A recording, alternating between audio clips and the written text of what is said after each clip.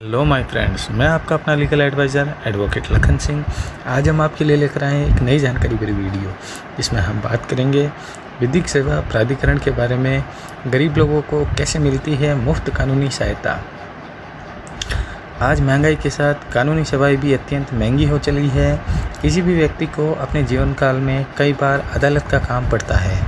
कई लोगों पर आपराधिक प्रकरण बना दिए जाते हैं और कई लोग अपने सिविल प्रकरण लेकर अदालत के समक्ष उपस्थित होते हैं। भारत की कानूनी प्रक्रिया अत्यंत जटिल है। ऐसे में कोई भी आम व्यक्ति इस प्रक्रिया को समझ नहीं सकता है। कानूनी बारीकी को केवल एक अधिवक्ता ही समझ सकता है। फिर किसी व्यक्ति पर यदि कोई आपराधिक प्रकरण बनाया गया है, तब ऐसे आपराधिक प्रकरण में सरकार की ओर से सरकारी वकील पैरवी करते हैं। एक वकील का सामना वकील ही कर सकता है। आम आदमी समूह अपना मुकदमा अदालत में नहीं लड़ सकता, उसे वकील की आवश्यकता होती ही है। वकीलों की सेवाएं महंगी सेवाओं में से एक है। अब प्रश्न यह आता है कि अगर वकीलों की सेवाएं महंगी हैं, तब गरीब लोगों को कानूनी सहायता कैसे मिल पाएगी। कोई भी गरीब व्यक्ति अपना मुकदमा अदालत में कैसे चला पाएगा और अपने पर लगे हुए आपराधिक प्रकरण में समूह का बचाव कैसे कर पाएगा, क्योंकि गरीब व्यक्ति के पास इतने साधन नहीं होते कि वह एक महंगे वकील को नियुक्त कर सके। भारत सरकार ने और भारत के उच्चतम न्यायालय ने इस समस्या से निपटने के लिए विधिक सेवा प्राधिकरण नाम का एक विभाग बनाया है। इसका निर्माण सन 1997 में किया गया था, जब गरीब लोगों को मुफ्त कानूनी सहायता देने की घोषणा की गई थी। इस प्राधिकरण के माध्यम से भारत के उन गरीब लोगों को मुफ्त में विधिक सेवाएं दी जाती है, जो अपना मामला न्यायालय के समक्ष रख पाने में असमर्थ है। इनके पास इतने रुपए पैसे नहीं है और आय के कोई साधन नहीं है कि वह अपना मामला अदालत के समक्ष रख सके। जैसे कि अगर किसी व्यक्ति को पुलिस द्वारा किसी मामले में आरोपी बना दिया जाता है, अब उस व्यक्ति को वकील नियुक्त करना होगा। अगर उसके पास इतना पैसा नहीं होता कि वे कोई वकील नियुक्त कर सके, तब उसे बगैर वकील के ही नहीं छोड़ा जा सकता, बल्कि उसे अपने बचाव करने के लिए सरकार की तरफ से निःशुल्क वकील दिया जाता है। ऐसा वकील विधिक सेवा प्राधिकरण के माध्यम से दिया जाता है। विधिक सेवा प्राधिकरण में वकीलों को नियुक्त किया जाता है। इन वकीलों को उनकी सेवाओं के बदले भुगतान सरकार द्वारा किया जाता है। यह वकील ऐसे गरीब वर्ग के लोगों के मुकदमे अदालतों में रखते हैं। सिविल और आपराधिक दोनों प्रकार के मामलों में इन वकीलों को नियुक्त किया जा सकता है। कैसे प्राप्त करें सहायता। विधिक सेवा प्राधिकरण से सहायता प्राप्त करने के लिए कुछ प्रक्रिया है, कुछ पात्रता बताई गई है, जिसके दायरे में आने वाले व्यक्तियों को ही विधिक सेवा प्राधिकरण की सेवाएं प्राप्त होती है। इस प्राधिकरण से सेवा प्राप्त करने के लिए 2 श्रेणी के लोगों को रखा गया है। पहली श्रेणी, इस श्रेणी में समाज के अनुसूचित जाति और अनुसूचित जनजाति एवं महिला, बच्चे, 60 वर्ष से अधिक आयु के व्यक्ति, मानसिक या कोई शारीरिक रूप से विकलांग व्यक्ति, यह सभी पहली श्रेणी के लोग हैं। अगर इन लोगों द्वारा अपने शपथ पत्र के माध्यम से यह कहा जाता है कि वह इस श्रेणी में आते हैं और उन्हें मुफ्त कानूनी सहायता मिलना चाहिए, तब उन्हें मुफ्त कानूनी सहायता प्रदान कर दी जाती है।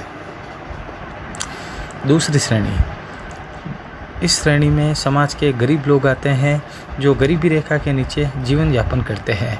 ऐसे लोगों के पास गरीब रेखा का राशन कार्ड होता है और यह किसी प्रकार का आयकर भुगतान नहीं करते।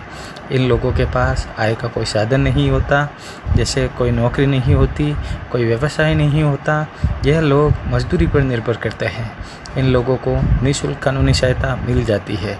सरकार ने हर जिले के जिला न्यायालय में विधिक सेवा प्राधिकरण का गठन किया है। विधिक सेवा प्राधिकरण राष्ट्रीय स्तर से जिला स्तर तक कार्य करता है। व्यक्ति को जिस भी जिले में विधिक सेवा प्राप्त करनी है, उस जिले के जिला अदालत में जाना चाहिए और वहाँ विधिक सेवा प्राधिकरण का दफ्तर तलाशना चाहिए। इस दफ्तर से उन्हें एक फॉर्म मिलता है, जिस फॉर्म को उन्हें सही जानकारियों के साथ भरना होता है। इसी के साथ एक शपथ पत्र भी देना होता है। यह बताना होता है कि वे किस तरह से मुफ्त विधिक सहायता पाने के पात्र है।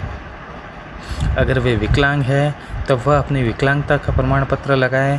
अगर वे लोग गरीब हैं तब वह अपनी गरीबी का प्रमाण पत्र लगाए। अगर उनके पास गरीबी रेखा का राशन कार्ड है तब उन्हें गरीब की श्रेणी में रखा जाता है।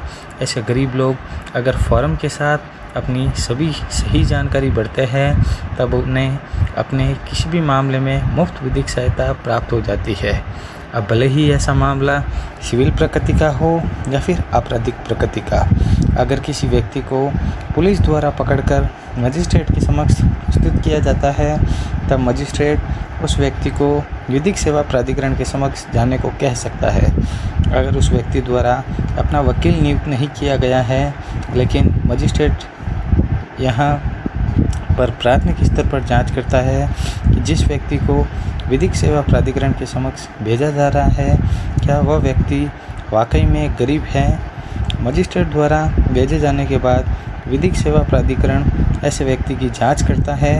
जांच के बाद जब यह पता है कि वह व्यक्ति वास्तव में मुफ्त कानूनी सहायता पाने का पात्र है तब उसे अधिवक्ता नियुक्त कर दिया जाता है। वह अधिवक्ता एक प्राइवेट अधिवक्ता की तरह ही कार्य करता है, लेकिन वह अधिवक्ता उस व्यक्ति से किसी भी तरह की कोई फ़ीस नहीं लेता। मामले की जो भी फ़ीस होती है उस व्यक्ति द्वारा अदा नहीं की जाती, अपितु अधिवक्ता को सरकार द्वारा अदा की जाती है। सिविल केस में मिल सकती है सहायता। सिविल प्रक्रिया संहिता आदेश 33 के अंतर्गत निर्धन व्यक्तियों द्वारा मुकदमा दायर करने के संबंध में प्रावधान दिया गया है। यह आदेश ऐसे लोगों को अदालत में अपना मुकदमा लाने में सक्षम बनाता है जो अदालत की फ़ीस का भुगतान करने में सक्षम नहीं है, क्योंकि वे अत्यंत गरीब हैं, उनके पास कोर्ट फीस देने के पर्याप्त साधन नहीं है। इस आदेश के अंतर्गत उन्हें आवश्यक कोर्ट फीस के भुगतान के बिना वाद पत्र दाखिल करने की अनुमति दी जाती है। किसी भी सिविल केस में व्यक्ति जब भी अपना मामला न्यायालय के समक्ष लेकर जाता है तब उसे कोर्ट फीस अदा करनी होती है। ऐसी कोर्ट फीस ही अधिनियम के अंतर्गत होती है। संपत्ति या रुपये पैसों से संबंधित मामलों में संपत्ति के बाजार मूल्य के आधार पर कोर्ट फीस की गणना होती है। कोर्ट फीस ऑनलाइन माध्यम से जमा करनी होती है, लेकिन अगर व्यक्ति गरीब है, उसके पास संपत्ति के अलावा दूसरा कोई साधन नहीं है, तब उस व्यक्ति को सिविल प्रक्रिया संहिता के आदेश के 33 के अंतर्गत कोर्ट फीस से मुक्ति मिल जाती है। इसके लिए उसे विधिक सेवा प्राधिकरण और इसी के साथ संबंधित कोर्ट के न्यायाधीश को सूचित करना होता है, अपना आवेदन देना होता है। न्यायाधीश से आवेदन की जांच करते हैं। उस व्यक्ति की आर्थिक स्थिति की जांच होती है। यदि व्यक्ति वास्तव में गरीब पाया जाता है तब उसे कोर्ट फीस से मुक्ति मिल जाती है। फिर उसका मामला बगैर किसी कोर्ट फीस के अदालत में दर्ज कर लिया जाता है। लेकिन अगर वे मामले में न्यायालय द्वारा निर्णय दे दिया जाता है और निर्णय उस व्यक्ति के पक्ष में जाता है तब सबसे पहले कोर्ट फीस अदा करनी होती है। जैसे किसी मकान से संबंधित कोई मामला न्यायालय में दर्ज किया गया है और मकान का फैसला अदालत द्वारा उस व्यक्ति के पक्ष में दे दिया गया है जो मामले को कोर्ट में लाया था, तब मकान पर कोर्ट फीस एक कर्ज की तरह होती है। सबसे पहले इस कोर्ट फीस को अदा करना होता है, तभी मकान का स्वामित्व मुकदमा लाने वाले व्यक्ति को सौंपा जाता है। इस तरह कोई गरीब व्यक्ति अपने सिविल और आपराधिक दोनों प्रकरणों में से मुफ्त कानूनी सहायता प्राप्त कर सकता है। लेकिन इतना ध्यान रखना चाहिए कि यह कानूनी सहायता केवल गरीब लोगों को ही प्राप्त होती है। कोई भी न्यायालय की अवमानना, मानहानि और अर्थदंड से संबंधित मामले में ऐसी विधिक सहायता प्राप्त नहीं होती। तो आई होप मेरे फ्रेंड्स, मेरे द्वारा दी गई ये जानकारी आपको पसंद आई होगी।